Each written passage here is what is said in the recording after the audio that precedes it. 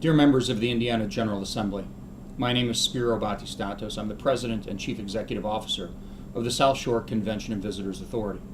I'm sorry I could not travel today to speak with you personally at this very important committee meeting. I do have some thoughts I'd like to share with you about our experiences with union membership, the building trades, and the issue of right to work.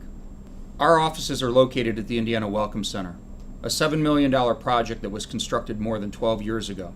We used highly skilled, very professional, highly trained union construction workers to build this building. And we made that decision. We made that conscious decision to employ those professionals with our valuable tax money because the product we received was of a superior quality and stands the test of time today as you come through and can't imagine that this building is already almost 13 years old.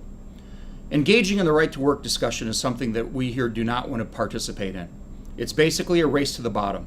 Instead of driving up workers' pay and forcing the environment to be more competitive, increasing the quality of life and the local economy, instead, we're contemplating a law that opens our boundaries, opens our borders to people who employ non-union people to come into Northwest Indiana or the great state of Indiana, make less than a prevailing wage, and take their money back home to other states.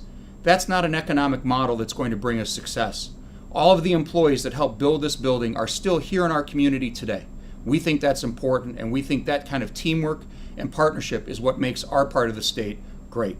Furthermore, there is no demonstrable evidence linking employee benefits and wages to right-to-work states. Clearly, 4 out of the 5 fastest growing state economies are in those states that do not, and I say again, do not have right-to-work legislation in place.